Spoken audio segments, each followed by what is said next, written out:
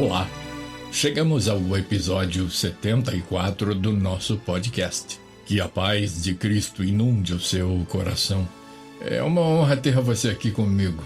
Não se esqueça de fazer o download dos episódios anteriores e, se puder, compartilhe. Você pode estar abençoando vidas. No episódio 67, iniciamos a jornada 7 colunas da sabedoria, analisando a parte conceitual do tema, sabedoria e conhecimento.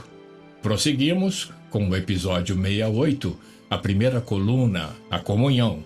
Episódio 69, segunda coluna, a simplicidade. Episódio 70, o entendimento. Episódio 71, o amor. Episódio 72, a instrução. Episódio 73, o temor do Senhor. E hoje, finalizando essa série, a sétima coluna da sabedoria, a prudência, de acordo com o esboçado em Provérbios 9, de 1 a 10. Você pode acessar todos os episódios quantas vezes quiser. Como eu disse, você pode estar abençoando vidas. O nosso abraço e a nossa gratidão a todos os que generosamente estão inscritos ou se inscrevendo em nosso canal.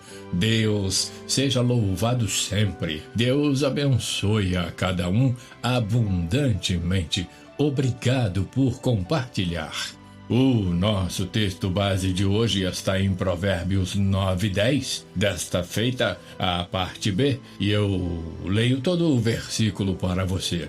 O temor do Senhor é o princípio da sabedoria e a ciência do santo, a prudência.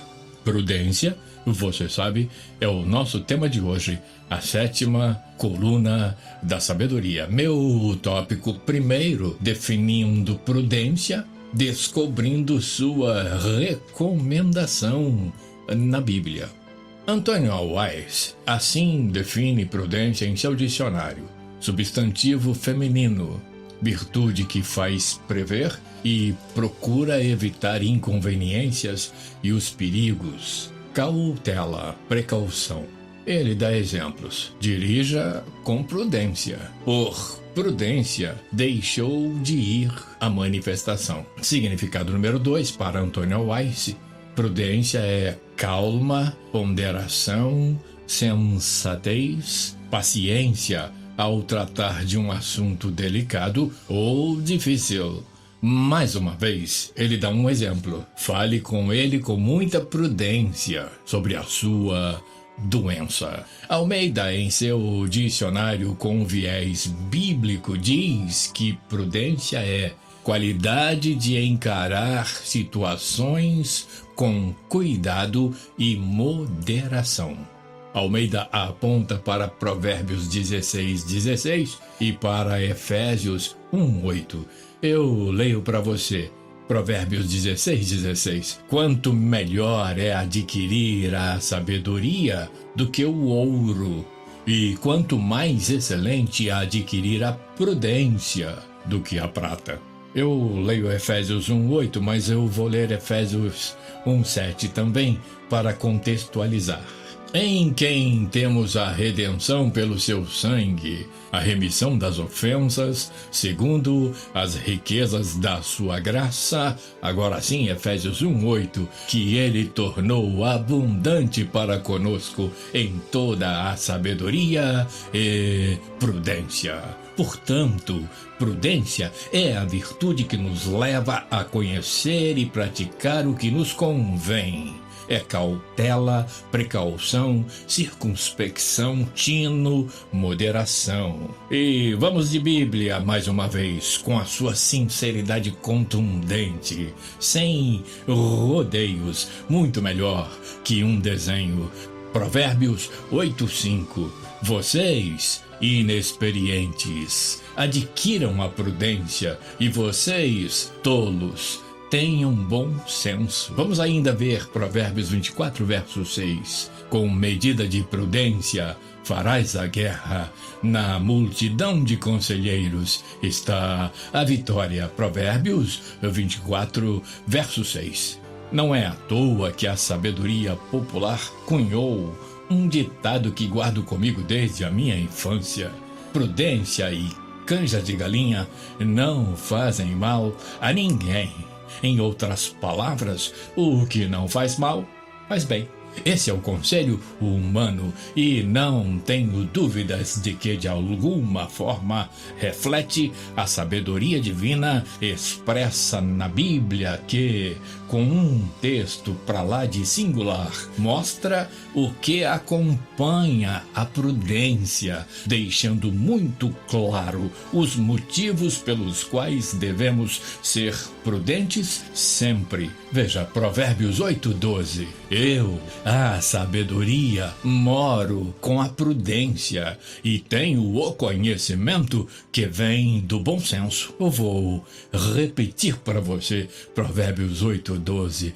Eu, a sabedoria, moro com a prudência e tenho o conhecimento que vem do bom senso. Daí a recomendação do apóstolo Paulo a Timóteo, segunda epístola de Paulo a Timóteo, capítulo 4, versículo 5. Mas tu sê sóbrio em tudo.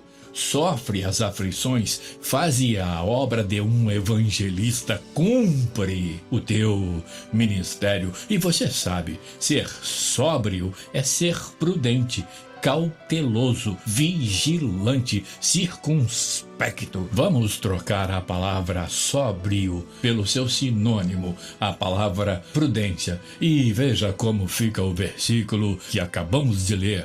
Segunda epístola de Paulo a Timóteo, capítulo 4, versículo 5. Mas tu sê prudente em tudo. Sofre as aflições, faze a obra de um evangelista, cumpre o teu ministério.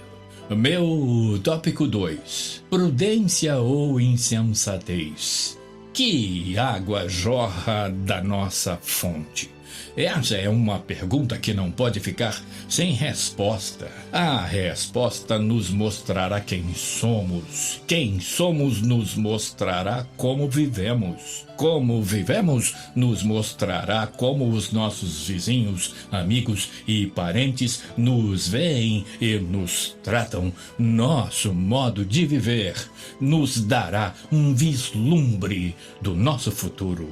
Duas coisas, apenas duas coisas precisamos saber, compreender e tomar atitudes definitivas a respeito delas. Elas são mostradas pela Bíblia, jogando por terra os nossos achismos, a nossa arrogância, a nossa prepotência, a nossa prática nociva de nos enganarmos a nós mesmos e, por consequência, enganar ou tentar enganar aos que nos ouvem. A primeira coisa que eu preciso mostrar é que uma única fonte não gera dois tipos de água. Tiago pergunta, Tiago responde. Acaso pode sair água doce e água amarga da mesma fonte? Meus irmãos, prossegue Tiago, pode uma figueira produzir azeitonas ou uma videira produzir figos? Da mesma forma, diz Tiago, uma fonte de água salgada não pode produzir água doce. Eu repito esse finalzinho. Da mesma forma, diz Tiago, uma fonte de água salgada não pode produzir água doce. Claro, se acontecer isso, tem alguma coisa errada com essa fonte, não com a água, mas com a fonte. Cristo, numa das mais ricas lições sobre riquezas espirituais que moldam o caráter de uma pessoa, amplia a afirmativa de Tiago. Quem lê, entenda, diz a palavra. Mateus 6, de 19 a 24, eu leio para você. Não acumuleis para vós outros tesouros sobre a terra, onde a traça e a ferrugem corroem, e onde os ladrões escavam e roubam. Mas ajuntai para vós outros tesouros no céu, onde traça nem ferrugem corrói, e onde ladrões não escavam nem roubam. Porque onde está o teu tesouro, aí estará também o teu coração. São os olhos a lâmpada do corpo. Se os teus olhos forem bons, todo o teu corpo será luminoso. Se, porém, os teus olhos forem maus, todo o teu corpo estará em trevas. Portanto, caso a luz que em ti há sejam trevas, que grandes trevas serão.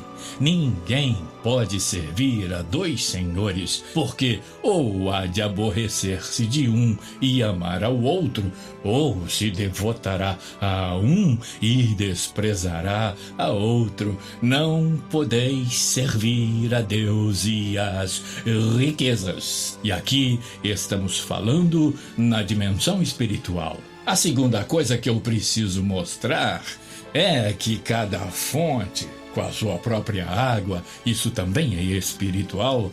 Quem lê, entenda. Quem ouve, entenda também. Cada fonte espiritual terá sua própria recompensa. O pronunciamento definitivo de Cristo não deixa dúvidas.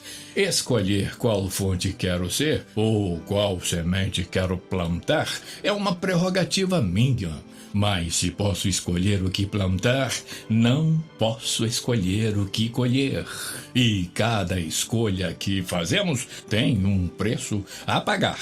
Veja Mateus 7, de 24 a 27. Todo aquele, pois, que ouve estas minhas palavras e as põe em prática, diz Jesus, será comparado a um homem prudente que edificou a casa sobre a rocha. E desceu a chuva, correram as torrentes, sopraram os ventos e bateram com ímpeto contra aquela casa. Contudo, não caiu, porque estava fundada sobre a rocha. Mas todo aquele que ouve estas minhas palavras e não as põe em prática será comparado a um homem insensato que edificou a sua casa sobre a areia. E desceu a chuva, correram as torrentes, sopraram os ventos e bateram com ímpeto contra aquela casa, e ela caiu, e grande foi a sua queda. A sabedoria do prudente é entender o seu caminho, mas a estultícia dos insensatos é engano. Diz Provérbios 14:8. Eu vou repetir Provérbios 14:8 para você. A sabedoria do prudente é entender o seu caminho, mas a estultícia, a estupidez dos insensatos é engano. Isso, a estultícia do insensato é algo como a estupidez do estúpido. E essa estultícia, diz Provérbios, é engano. Eu diria, adaptando-me às palavras de Provérbios, é um auto-engano. Enganar os outros é fácil e quase sempre é prazeroso. Enganar-se a si mesmo, o famoso auto-enganar-se, é frustrante, constrangedor, vergonhoso, nocivo e nos afasta das pessoas para sempre. Quer coisa mais constrangedora do que ter que abaixar a cabeça e dizer: você tinha razão, você estava certo, bem que você falou, e eu não quis te ouvir. No site metlife.com.br encontramos uma excelente e instigante observação sobre o auto-engano. Eu leio para você: um dos maiores obstáculos do autoconhecimento para ter uma vida livre é o auto-engano. A tendência que nosso cérebro tem de mentir para nós mesmos é mais comum do que se imagina. Prossegue o site fazendo uma pergunta: o que é o auto-engano? Podemos dizer que o auto-engano é o resultado de um processo mental que faz com que uma pessoa, em um determinado momento, aceite como verdadeira uma informação que instantes atrás era considerada falsa por ela mesma. É um processo inconsciente de autodefesa humana. O auto-engano fica mais evidente quando existe um conflito entre a pessoa que nós pensamos ser e a pessoa que nós queremos ser. É nesse ponto, quando a mentira parece verdade, que precisamos da prudência. Porque é o ponto em que a verdade parece mentira e a mentira parece verdade. E o pior é quando disseminamos essa falácia, quando espalhamos essa mentira, esse falso ensinamento. A repreensão do apóstolo Paulo aos Romanos, Romanos 1, 21 em diante, deixa claríssimo esse dilema e nos impulsiona a refletir à luz da palavra de Deus. Veja, Romanos 1, 21. Porquanto, tendo conhecimento de Deus, não o glorificaram como Deus, nem lhe deram graças. Antes, se tornaram nulos em seus próprios raciocínios, obscurecendo-se-lhes o coração insensato. Romanos 1, 22. Inculcando-se por sábios, tornaram-se loucos. Romanos 1, 23. E mudaram a glória do Deus incorruptível em semelhança da imagem de homem corruptível, bem como de aves, quadrúpedes e répteis. Romanos 1, 25. Pois eles mudaram a verdade de Deus em mentira, adorando e servindo a criatura em lugar do Criador, o qual é bendito eternamente. Amém. E esse é o verdadeiro embate entre a prudência e a insensatez. E a insensatez se acentua quando quero agradar ao Criador sem desagradar a criatura. Não dá. Ou sou prudente, fincado nessa coluna maravilhosa da sabedoria, ou sou insensato, esmagado por essa mentira enfeitada da insensatez. Eu volto com a lúcida reflexão de Tiago 3, 11 e 12. Acaso pode sair água doce e água amarga da mesma fonte? Meus irmãos, pode uma figueira produzir azeitonas ou uma videira produzir figos? Da mesma forma, uma fonte de água salgada não pode produzir água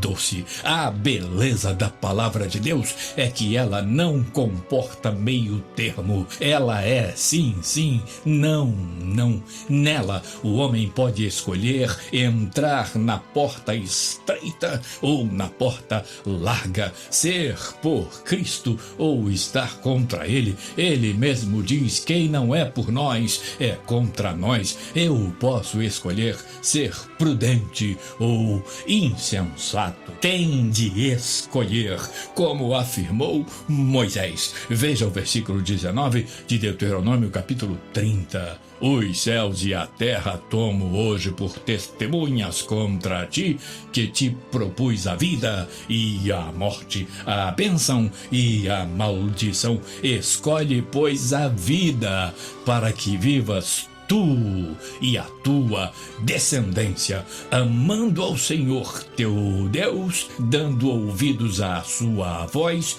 e apegando-te a Ele, pois disto depende a tua vida e a tua longevidade, para que habites na terra que o Senhor, sob juramento, prometeu dar a teus pais, Abraão, Isaque e Jacó. Prudente ou insensato, sábio ou sabido, vivo ou morto, abençoado ou maldito. A grande vantagem é que eu posso escolher. A grande verdade é que eu sei o que eu devo fazer. A grande constatação é que quase sempre não faço o que devo e faço o que não devo. A grande promessa é que se eu fizer o que devo, escolher a vida, escolher a prudência, as bênçãos serão sem medidas. Eu me socorro de 2 Crônicas 7, verso 14. E se o meu povo que se chama pelo meu nome se humilhar e orar e buscar a minha face e se converter dos seus maus caminhos, então eu ouvirei dos céus e perdoarei os seus pecados e sararei a sua terra. Agora estarão abertos os meus olhos e atentos os meus ouvidos à oração deste lugar. Agora que nós escolhemos a prudência, escolhamos, pois, a prudência, a vida, para que vivamos nós e a nossa descendência. Nos braços da prudência, a 7ª extraordinária coluna da sabedoria, palmilharemos os caminhos da convicção, fruiremos as melífluas bênçãos da fé em Deus, navegaremos em mares revoltos, como se em terra firme estivéssemos, e contemplaremos a luz etérea e eterna da salvação de Deus. Glória e honra à sabedoria de Deus, Jesus. Benditas sejam as 7 colunas da sabedoria, a comunhão, a simplicidade, o entendimento, o amor, a instrução, o temor do Senhor e a prudência, ingredientes de um caráter justo e equilibrado, de uma vida feliz, de sucesso, intensa e eterna. Só assim poderemos fazer nossas as poéticas, santas e verdadeiras palavras de Abacuque. Sentimento vivo, ouça.